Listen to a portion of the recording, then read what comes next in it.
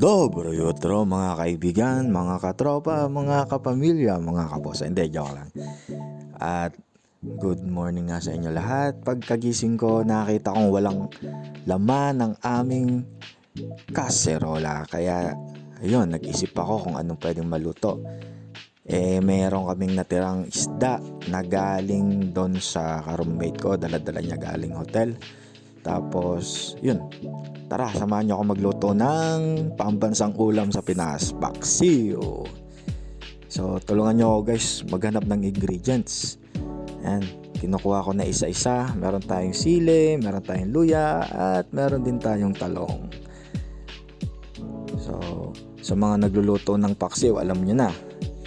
Talaga ako kasi kapag nagluluto ako ng paksiw, nilalagyan ko siya ng talong para mas lalo siyang malasa at masarap. At saka para hindi masunog. Kumbaga yung talong nagsisilbing sa pinyan sa ilalim para just in case hindi masunog yung isda. O, di ba? Tapos pang-ulam pa. May gulay ka pa.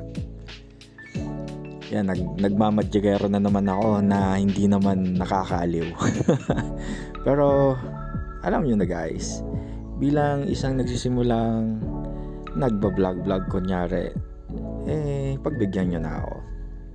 Yan lang yung nakakapagpasaya sa akin dito. Kasi alam nyo naman kapag OFW, sobrang nakaka-boring at alam nyo na yung buhay. Basta, hindi ko may paliwanag. Alam na mga OFW yan kung ano yung pakiramdam. So ayun na nga, nilagay ko na ang talong sa kaserola.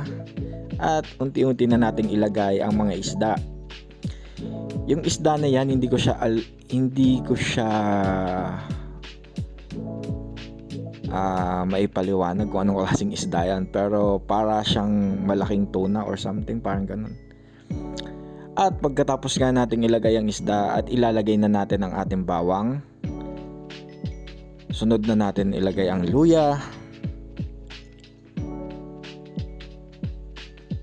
At ilalagay na rin natin ang ating sibuyas.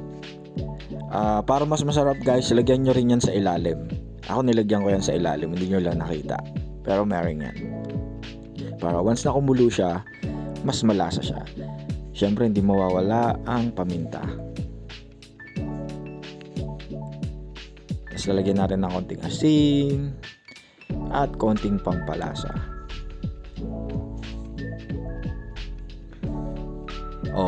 Baka nagtataka kayo kung ano yan. Suka po yan dito sa Croatia. Kakaiba yung suka dito, di ba? Pero suka po talaga yan. Tapos ayan, nilagyan ko na yung makulay na sili.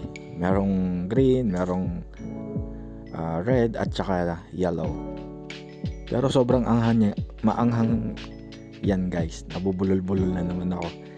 At ayan na po, unang kulo. So nung mga oras na yan, sobrang nangangamoy na sa buong kwarto. Kasi alam niyo naman yung paksiw, sobrang maamoy yan kapag kumulo na. At ayan na nga, nakapag-plating na ako. O diba? Parang pang 5-star hotel yung pagsaserve niyan. Try nyo na to guys, lalong-lalo na sa mga may hilig sa isda. Try nyo na to, sobrang sarap niya. Simple lang pero masasabi kong napakasarap. May mga pa-plating pa si Utoy. Ayan. O, diba? Pwede nang pang-serve yan sa mga mamahaling restaurant guys. At sa mga may mga natitirang isda sa ref, yan, pwede nyong gawing paksiw katulad ng ginawa ko. Promise guys, masarap siya.